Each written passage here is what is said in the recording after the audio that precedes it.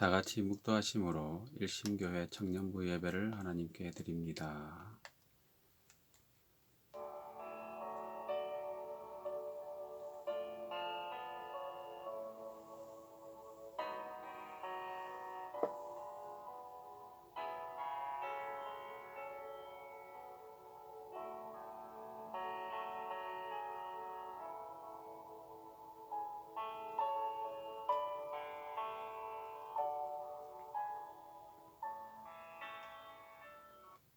하나님은 영이시니 예배하는 자가 영과 진리로 예배할지니라.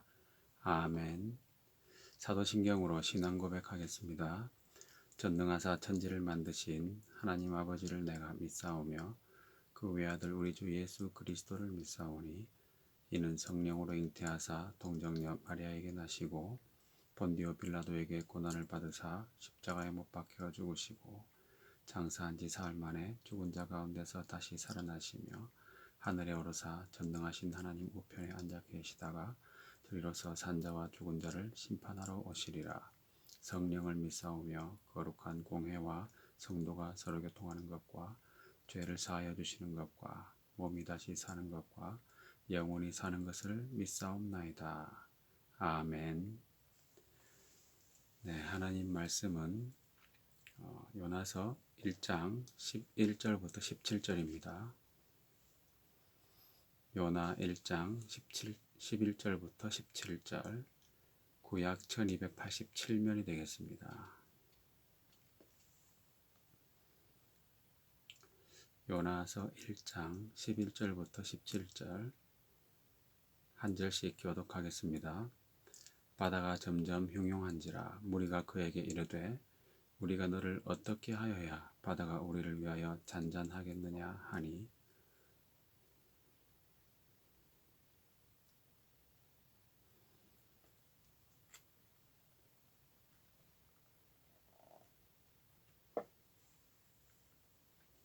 그러나 그 사람들이 힘써 노를 저어 배를 육지로 돌리고자 하다가 바다가 그들을 향하여 점점 더 흉흉함으로 능히 못한지라.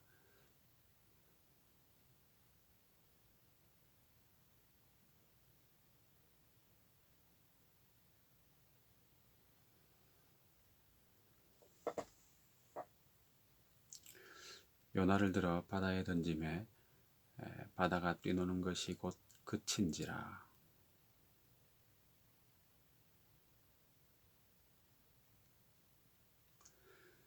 여호와께서 이미 큰 물고기를 예비하사 요나를 삼키게 하셨으므로 요나가 밤낮 3일을 물고기 뱃속에 있으니라. 아멘.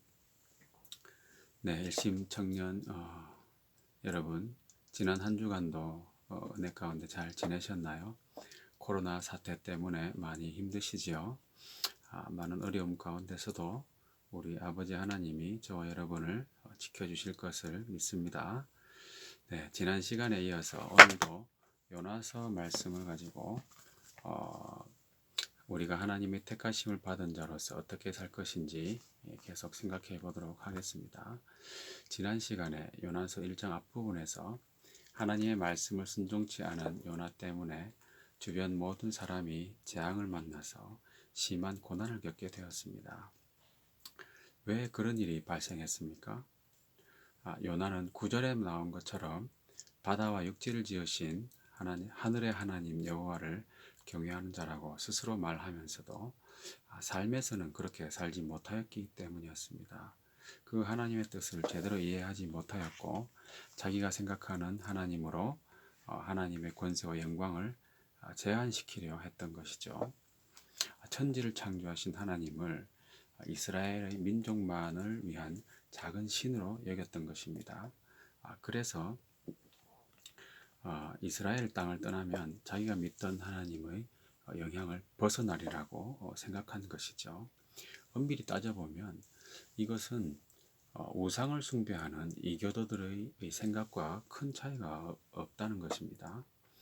5절을 보면 사공들이 두려워하여 각각 자기의 신을 부르고 라고 했습니다. 그리고 6절에도 선장이 여호와 나에게 와서 내 신에게 구하라고 말합니다. 누구에게나 각각 자기의 신이 있었습니다. 각자가 가장 의지하고 섬기는 신이 있었다는 것이죠. 그리고 그 신은 자기를 위해 존재하는 신입니다. 각자가 자기 마음에 드는 우상을 골라서 그것을 섬기면 그것이 자기를 보호하고 형통케 해줄 것이라 믿는 것이죠. 이것이 사람들이 일반적으로 생각하는 신입니다. 요나의 경우도 크게 다르지 않게 생각하고 행동했습니다. 그래도 요나는 이스라엘의 선지자로서 율법을 알고 있던 사람이었잖아요. 주일학교에서 또는 신학교에서 배운 바 자기가 믿는 하나님은 천지를 창조하신 분이며 모든 만물을 다스리시는 그런 분으로 알고는 있었습니다. 그러나 삶에서는 전혀 그렇게 나타나지 않았다는 것이 문제였던 것이죠. 그런데 요나의 경우에는 비록 자기가 불순종함으로 인해서 그런 재앙이 닥치게 되었지만 하나님께 대한 믿음만은 확실했던 것 같습니다. 왜냐하면 오늘 본문 11절과 12절에 나온 말씀처럼 자기가 그 재앙의 원인인 것을 분명히 알고 있었고 사람들이 어떻게 해야 되겠냐고 물었을 때 자기를 들어 바다에 던지라고 할 만큼 죽음을 두려워하지 않고 하나님의 주권과 섭리에 자기를 맡기는 확신을 갖고 있었기 때문입니다. 하나님을 전혀 모르는 자였다면 바다의 폭풍과 자기 행위의 상관관계를 찾을 수 없었을 것입니다. 찾더라도 인정하기가 쉽지 않았을 것입니다. 그러나 바다와 육지를 만드신 하늘의 하나님을 거역했더니 바다에 큰 폭풍이 생긴 것을 확인하였고 더 이상 요나는 도망칠 수 없음을 깨달은 것이죠. 그래서 결국 자기 목숨을 하나님께 맡기는 결단을 할 수 있었다는 것입니다. 여기서 우리는 매우 중요한 원리를 발견할 수 있습니다. 비록 우리가 부족하고 연약하여 넘어질 때가 많지만 우리가 하나님 앞에서 분명한 지식을 갖고 있어야 한다는 것입니다. 지금까지 제가 언행일치가 되는 신앙의 중요함을 강조하고 있지만 아무도 완벽한 삶을 살 수는 없는 것이죠. 그렇지만 하나님께 대해서 올바른 지식을 가지고 있다면 이와 같은 위기의 순간에 자신의 잘못을 깨닫고 뉘우치며 하나님을 부르게 되고 또 하나님의 방법으로 문제를 해결함으로써 결과적으로는 하나님을 높여드릴 수가 있는 것입니다. 여러분이 잘 알고 있는 시편 50편 15절에 환난 날에 나를 부르라 내가 너를 건지리니 네가 나를 영화롭게 하리로다 라고 말씀하고 있지요. 요나는 환난의 순간에 오직 하나님만 의탁하며 자기를 들어서 바다에 던지라고 했습니다. 그 결과 어떻게 되었습니까? 15절에 보면 바다가 뛰놀다가 잔잔해졌고 16절에 그 사람들이 여호와를 크게 두려워하여 여호와께 제물을 드리고 서원을 하였다고 말씀하고 있습니다. 그 사람들, 배에 타고 있던 모든 사람들이 하나님을 믿고 하나님을 예배하게 된 것입니다. 하나님이 영광을 받으신 것이지요. 이와 같이 재앙을 해결하고 하나님께 영광을 돌리는 원리는 아주 간단하지만 이것을 진정으로 생활화하기는 쉽지 않습니다. 저도 여러분들에게 이 말씀을 전하고 있지만 제가 특별히 잘해서 전하는 것은 결코 아니지요. 저도 연약하고 부족하여 자주 넘어지지만 하나님을 영화롭게 하는 삶, 진정한 복의 통로가 되기 위하여 이렇게 말씀의 원리를 함께 나누며 배우는 것입니다. 환난을 극복하고 하나님을 영화롭게 하기 위해서는 이와 같이 하나님께 대한 올바른 지식이 우선되어야 합니다. 성경 말씀에 근거한 진리의 지식이 중요한 것이지요. 그래야만 상황을 제대로 분별하고 판단할 수 있는 것입니다. 네, 그러면 여기서 어떻게 그리 사납게 뛰놀던 바다가 잔잔해졌는지 그 과정을 잠시 살펴보겠습니다. 11절에 보면 선원들이 이렇게 말합니다. 우리가 너를 어떻게 하여야 바다가 우리를 위하여 잔잔하겠느냐 라고 물었습니다. 그때 요나는 주저하지 않고 이렇게 말했습니다. 나를 들어 바다에 던지라. 요나는 문제의 해결책을 분명히 제시해 주었던 것이죠. 그런데 사람들은 어떻게 했습니까? 요나를 들어서 바로 던졌습니까? 13절에 뭐라고 나옵니까? 13절을 같이 읽어봅시다. 13절 다 같이 시작. 그러나 그 사람들이 힘써 노를 저어 배를 육지로 돌리고자 하다가 바다가 그들을 향하여 점점 더 흉흉함으로 능히 못한지라. 그들은 처음에는 요나의 해결책을 받아들이지 않았던 것입니다. 인간적으로 도저히 그럴 수 없다고 생각한 것이죠. 또는 요나가 믿는 하나님에 대해서 무지하였기 때문일 수도 있습니다. 그래서 자기들이 온 힘을 다하여 노를 저었습니다. 인간적인 방법으로 구원을 얻으려고 최선을 다하는 삶의 모습이지요. 그러나 결코 이룰 수 없지요. 바다는 점점 난폭해졌습니다. 더 난폭해진 거죠. 불가능한 것입니다. 결국에는 포기하고 하나님께 기도하며 요나가 제시한 해결책을 받아들입니다. 그 방법은 요나를 들어서 바다에 던지는 것이었습니다. 도무지 이해할 수 없는 해결책이라는 것이죠. 그러나 중요한 것은 이것이 바로 하나님이 정하신 방법이요 하나님의 뜻이라는 점입니다. 이 재앙이 어디서 온 것입니까? 요나가 불순종해서 하나님이 보내신 폭풍 아니겠습니까? 그렇다면 하나님이 정하신 방법대로 해야지요. 아모스 3장 6절에 보면 여호와의 행하심이 없는데 재앙이 어찌 성읍에 임하겠느냐라고 말씀하고 있습니다. 그 배에 타고 있던 모든 사람에게 임한 재앙은 바로 하나님이 주신 것입니다. 인간적으로 좋아 보이는 방법을 아무리 많이 동원한다 하여도 하나님의 심판을 피할 수 있겠습니까? 그렇게 생각하는 것 자체가 하나님에 대해서 무지한 것이죠. 우리 인간의 죄에 대해서도 마찬가지입니다. 로마서 3장 23절의 말씀과 같이 모든 사람이 죄를 범하였습니다. 그래서 죄로 인해 심판과 영원한 멸망의 길로 가게 되었습니다. 죄 문제에 대한 해결책은 무엇입니까? 구원의 길은 무엇입니까? 요나와 함께 배에 타고 있던 사람들처럼 힘을 다하여 노를 저으면 육지에 도달할 수 있을까요? 죄를 해결하고 구원에 이르기 위해 최선을 다하여 선한 행실을 하면 되는 겁니까? 교회에서 일을 많이 하거나 11조를 비롯한 헌금을 많이 하면 됩니까? 하나님의 일이라고 생각하는 것을 열심히 하는 것이 과연 구원의 길일까요? 하나님이 진정 원하시는 하나님의 일은 과연 무엇입니까? 요한복음 6장 28절에 보면 유대인들이 예수님께 이렇게 묻습니다. 우리가 어떻게 하여야 하나님의 일을 하오리이까? 하나님의 일이 무엇인지 여러분은 궁금하지 않습니까? 유대인들이 그렇게 질문하였을 때 예수님은 뭐라고 대답하셨습니까? 29절에 보면 이렇게 나오죠. 예수께서 대답하여 이르시되 하나님께서 보내신 이를 믿는 것이 하나님의 일이니라. 하나님이 보내신 예수님을 믿는 것이 하나님의 일이라고 하셨습니다. 유대인들이 생각하기에는 너무 초라한 답변이 아닙니까? 율법에 정한 것들을 잘 지킨다든지 제사를 잘 드린다든지 아니면 재산의 대부분을 기부한다든지 뭔가 거창한 것을 기대하지 않았겠습니까? 누가복음 3장에 보면 세례받으러 오는 사람들에게 세례 요한은 이렇게 말했습니다. 11절에 보면 옷 두 벌 있는 자는 옷 없는 자에게 나눠줄 것이요 먹을 것이 있는 자도 그렇게 할 것이니라. 그리고 세리들에게는 부과된 것 외에는 거두지 말라고 말했고요. 또 군인들에게는 사람에게서 강탈하지 말며 거짓으로 고발하지 말고 받는 급료를 족한 줄로 알라. 이렇게 말했던 것이지요. 하나님의 일이라면 최소한 세례 요한이 말했던 것처럼 뭔가 멋있는 일을 제시할 줄 알았는데 돌아온 대답은 무엇입니까? 하나님께서 보내신 일을 믿는 것이 하나님의 일이니라.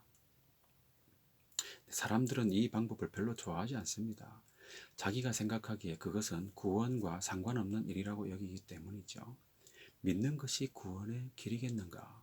사람들은 구원의 길을 너무 고상하게 생각한 나머지 인간적으로는 도저히 수용할 수 없다고 여깁니다.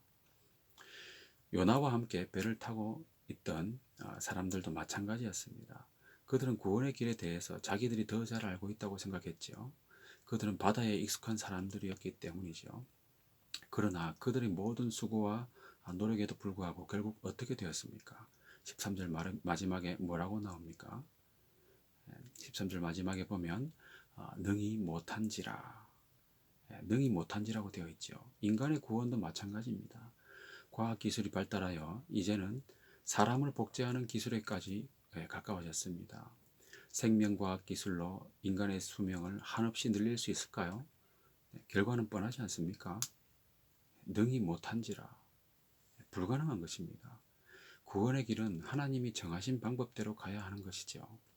인간적인 생각으로는 당장 이해될 수 없지만 구원을 위해 해야 할 것은 오직 하나님이 보내신 예수 그리스도를 믿는 것입니다. 그러면 우리를 위협하던 그 폭풍의 세력들이 잠잠해지는 것이죠. 요한복음 3장 36절에 아들을 믿는 자에게는 영생이 있고 아들을 순종하지 아니하는 자는 영생을 보지 못하고 도리어 하나님의 진노가 그 위에 머물러 있느니라. 하나님의 아들 예수님을 믿지 않는 자에게는 하나님의 진노가 그 위에 머물러 있다고 합니다. 그러나 믿으면 영생이 있고 우리 위에 머물러 있던 하나님의 진노는 싹 사라져 버립니다. 요나를 들어서 바다에 던지라는 것, 그러면 잔잔하리라. 이것을 믿으라고 한 것이죠. 인간적인 생각으로는 도저히 이해할 수 없는 것이지만 구원의 방법은 그것밖에 없었습니다. 사람들이 요나의 말을 믿지 않았을 때는 하나님의 진노가 계속 머물러 있었습니다. 폭풍이 계속 거세지기만 했었지요. 그러나 믿고 행했을 때 하나님의 진노가 그쳤습니다. 바다는 잔잔해진 것이죠. 그러면 요나를 들어서 바다에 던지는 것과 바다의 폭풍이 잔잔해지는 것은 도대체 무슨 연관성이 있는 건가요? 5절에서 사공들이 배를 가볍게 하려고 그 가운데 물건들을 바다에 던졌다고 했는데 요나 한 명을 들어 던지면 그 배가 얼마나 더 가벼워지겠습니까? 요나의 몸무게가 기껏해야 70kg나 80kg 정도 되지 않겠습니까? 그러나 요나는 그 함께한 사람들 전체의 생명에 책임이 있는 자로서 또 하나님의 말씀을 받은 자로서 그 사명의 무게는 얼마나 나갈까요? 그것은 저울로 측정할 수 없는 엄청난 무게였음에 틀림이 없습니다. 그래서 요나는 마치 예수님께서 세상의 모든 죄를 짊어지고 가신 것처럼 그 사람들의 생명에 책임을 지고 가는 것입니다. 이것은 또한 예수님께서 말씀하신 요나의 표적이기도 합니다. 예수님은 불순종하는 요나 선지자를 통하여 자신을 미리 계시해 주신 것이죠. 이와 같이 요나는 하나님의 말씀을 받은 자로서 불순종하여 환난을 당하기는 했지만 자신의 과오를 깨닫고 난 후에는 하나님의 말씀을 더욱 선명하게 인식하게 되었습니다.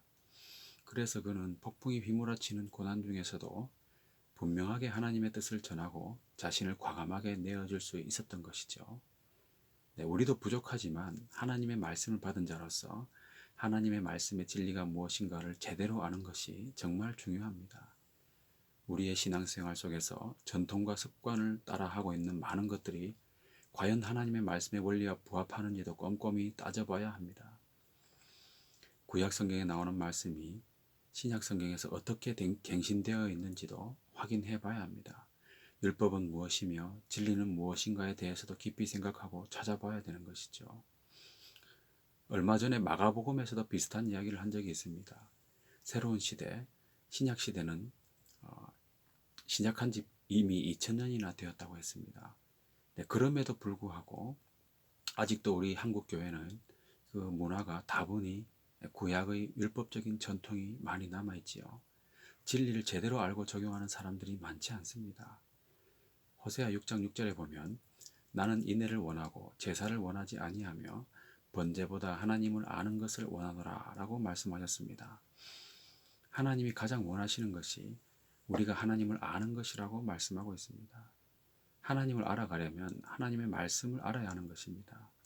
말씀이 곧 하나님이시며 말씀에 근거하지 않은 신앙은 쉽게 무너지기 때문이죠. 하나님은 호세아 선지자를 통해서뿐만 아니라 구약 성경의 아주 많은 곳에서도 이와 같은 내용을 강조하셨습니다. 참된 제사, 참된 예배란 도대체 무엇입니까? 얼마 전에도 함께 나눈 적이 있지만 진정한 예배, 새로운 생활은 회당을 나온 후에도 이어지는 것입니다. 그것은 무엇을 의미합니까? 회당 안에 머무는 신앙은 하나님이 원하지 않으신다는 것입니다. 예수님이 사마리아 여인과의 대화 중에서 말씀하신 것은 아무리 강조해도 지나치지 않습니다. 제가 오늘 예배 시작 무렵에도 묵도 후에 성경 한 구절을 봉독해 드렸습니다. 무슨 말씀인지 기억나십니까? 하나님은 영이시니 예배하는 자가 영과 진리로 예배할지니라. 아주 유명한 말씀이죠. 많은 교회에서 예배 때마다 거의 단골로 인용하는 말씀입니다. 이 말씀이 어떤 배경에서 나왔는지 이해할 필요가 있습니다. 요한복음 4장 20절부터 보시면 확인을 위해 다 같이 읽어보면 좋겠는데요. 신약성경 147면입니다. 신약성경 147면 요한복음 4장 20절 20절과 21절을 다 같이 읽어보겠습니다. 우리 조상들은 이 산에서 예배하였는데 당신들의 말은 예배할 곳이 예루살렘에 있다 하더이다. 예수께서 이르시되 여자여 내 말을 믿으라. 이 산에서도 말고 예루살렘에서도 말고 너희가 아버지께 예배할 때가 이르리라. 구약 시대에서는 예루살렘에서 예배하였습니다. 그러나 이제 예수님이 새로운 시대를 여신 겁니다. 아버지께 직접 예배하는 시대가 열린 것이지요. 이 의미는 다음 기회에 좀 더 자세히 다루도록 하겠습니다만 아무튼 지금의 신약 시대에는 장소가 중요한 것이 아니라는 것이 핵심이지요. 천지에 충만하신 하나님을 언제 어디서든지 예배하는 시대가 왔고 지금이 바로 그런 시대인 것입니다. 그런데 과연 저와 여러분이 이런 시대의 놀라운 의미를 알고 그 유익을 충분히 누리고 있는지요? 언제 어디서든지 새로운 시대에 걸맞는 새로운 생활로서 예배를 생활화하는 저와 여러분이 되시길 바라는 것입니다. 그런데 오늘 본문 말씀에 보면 하나님은 그 새로운 시대를 이미 예고하고 계시다는 놀라운 사실을 발견할 수 있습니다. 요나 선지자가 활동할 당시에는 주전 8세기경이었는데요. 신약 시대가 800년이나 남은 상황에서도 하나님은 주저없이 요나 선지자를 통해서 예수님의 표적을 보여주셨습니다. 그것은 조금 전에 잠깐 나눈 바와 같습니다. 그리고 오늘 본문 마지막 17절에 보면 예수님이 말씀하신 요나의 표적이 또 나오는데요. 요나가 밤낮 3일을 물고기 뱃속에 있으니라는 말씀처럼 예수님도 밤낮 사흘 동안 땅속에 계실 것을 주님께서 미리 말씀하신 것이죠. 이 점에 대해서는 다음에 또 다루겠지만 오늘 본문에서 눈여겨보아야 할 새로운 시대의 예고가 또 하나 있다는 사실입니다. 16절을 다 같이 읽어보겠습니다. 16절, 오늘 본문 16절입니다. 시작. 그 사람들이 여호와를 크게 두려워하여 여호와께 제물을 드리고 서원을 하였더라. 하나님께 경외하는 이방인들의 모습입니다. 하나님이 과연 이 제사를 기쁘게 받으셨을까요? 아니면 받지 않으셨을까요? 이 제사는 할례받지 않은 이방인들이 드린 제사지요. 그리고 예루살렘에서 드린 것도 아니고 사마리아도 아니고 물결을 따라 움직이는 배 위에서 제사장도 없이 드린 제사입니다. 레위기를 읽어보면 하나님께서 제사에 대해 얼마나 엄격하게 고정하고 계신지 확인할 수가 있지요. 그런 구약시대의 하나님이 과연 이 제사를 받으셨을까 하는 점입니다. 여러분 어떻게 생각하시나요? 정답은 받으셨다는 것이죠. 이방인들이 살아계신 하나님께로 돌아오는 것을 하나님은 기뻐하셨습니다. 그리고 3장에도 나오지만 니느웨 사람들을 회개시키는 메시지는 결국 아수르 이방인들을 구원하시기 위한 것이었지요. 하나님은 바다 위 선상에서 드린 이방인들의 제사를 받으셨습니다. 예루살렘도 아니고 유대인도 아닌, 그리고 배에 있던 제물이 제사에 합당한 것이었는지도 알 수가 없는 상태지요. 제사장이 있지도 않았고 율법에 기록된 절차도 따르지 않은 상태에서 그렇게 드린 제사였지만 하나님은 받으셨다는 사실입니다. 여러분 이것은 놀라운 사실이 아닐 수 없습니다. 새로운 시대를 예고한 것이며 우리의 하나님은 만유의 주이시며 또 모든 민족이 경배해야 할 분으로서 언제든지 어디서든지 영과 진리로 예배하는 자들을 받으신다는 것을 보여주신 놀라운 사건입니다. 얼마 전에 제가 주일 저녁 예배 설교 때 창세기 28장의 야곱 이야기를 한 적이 있습니다. 야곱도 하나님을 만난 후 예배를 드렸지요. 야곱은 어디서 예배를 드렸습니까? 길에서였지요. 브엘세바에서 하란으로 가던 도상이었습니다. 인적이 드물어서 야외에서 밤을 지낼 수밖에 없던 그런 길바닥이었습니다. 거기서 돌베개를 기둥으로 세우고 그 위에 기름을 붓고 서원한 것입니다. 오늘 말씀에서는 배 위에서 드린 예배였습니다. 이처럼 하나님께 드리는 참된 예배는 언제 어디서든지 가능한 것이지요. 진정으로 하나님을 만나고 그 영광을 경험하며 그렇게 드리는 예배는 하나님은 기쁘게 받으신다는 것입니다. 지금 코로나19 사태로 인하여 함께 모여서 예배 드릴 수 있는 여건이 못 되어서 참 아쉽기는 합니다. 그러나 여러분, 이것을 잘 기억하기 바랍니다. 하나님은 천지에 충만하신 분이시며 그리스도를 주로 시인하는 자의 마음에 성령으로 거하시는 분이십니다. 그러므로 우리는 언제 어디서든지 아버지께 영과 진리로 예배할 수 있습니다. 특히 지금과 같은 상황에서는 여러분이 개인적인 예배를 훈련하는 기회를 잘 가졌으면 하는 바람입니다. 하루에 성경을 한 장이라도 읽고 묵상하며 메모하고 기도하고 그런 훈련을 해보세요. 어느 부분을 읽어야 할지 잘 모르는 분이라면 마가복음이나 요한복음부터 시작해 보세요. 기도하며 읽으면서 눈에 띄는 구절들의 줄을 쳐보시고 그 구절들을 중심으로 묵상해 보세요. 자신의 생활에 어떻게 적용할 것인가도 생각하고 기록을 해보세요. 그리고 기도한 후 마치면 됩니다. 그것이 바로 우리가 자주 드릴 수 있는 예배인 것입니다. 말씀을 정리하겠습니다. 구원의 길은 오직 하나입니다. 예수 그리스도를 믿는 것이지요. 인간적인 노력으로 아무리 노를 저어도 안 되는 것입니다. 그리고 하나님을 제대로 알아야 합니다. 말씀에 근거한 믿음을 가져야 설령 넘어져서 환난을 당하더라도 하나님을 영화롭게 할 기회를 가질 수가 있는 것이죠. 그리고 이제는 새로운 시대를 사는 자로서 언제 어디서든지 영과 진리로 하나님께 예배하는 참된 예배자의 삶을 살아야 하는 것입니다. 오늘 말씀 마지막 17절에 보면 이렇게 나옵니다. 여호와께서 이미 큰 물고기를 예비하사 요나를 삼키게 하셨다고 했습니다. 폭풍으로 바다가 뛰놀던 때에도 하나님은 다른 데 가 계시지 않았습니다. 오히려 큰 물고기를 대기시킬 정도로 이 재앙을 섬세하게 계획하시고 실행에 옮기신 것입니다. 실제로 하나님은 이 재앙의 주관자가 되십니다. 시작하신 하나님이 언젠가 끝을 내실 것입니다. 그리고 모든 것을 예비하신 주님께서는 이 재앙이 끝날 때 우리의 모습이 더욱 순종하는 참된 예배자로 갖춰져 나오기를 기대하십니다. 우리가 다시 만나서 예배하며 교제할 때 하나님을 더 가까이 하는 서로를 발견하고 하나님께 영광이 될 수 있기를 예수님의 이름으로 축원합니다. 기도하겠습니다. 하나님 아버지 감사합니다. 오늘도 요나서 1장 말씀을 묵상하면서 구원의 원리를 다시 확인하였습니다. 오직 길이요 진리요 생명이신 주님만 의지하며 하나님 말씀 중심의 믿음 생활을 할 수 있도록 저희를 도와주시옵소서. 또 배 위에서 하나님의 영광을 보고 제사를 드렸던 이방인들처럼 저희도 언제 어느 곳에 있든지 하나님의 영광을 보고 또 하나님을 만나서 예배하는 참된 예배자로 살아갈 수 있도록 주님 도와주시옵소서.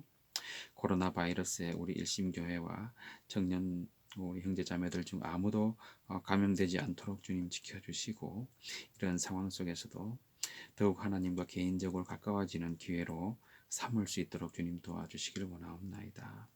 감사드리오며 주 예수 그리스도 이름으로 기도하옵나이다. 아멘.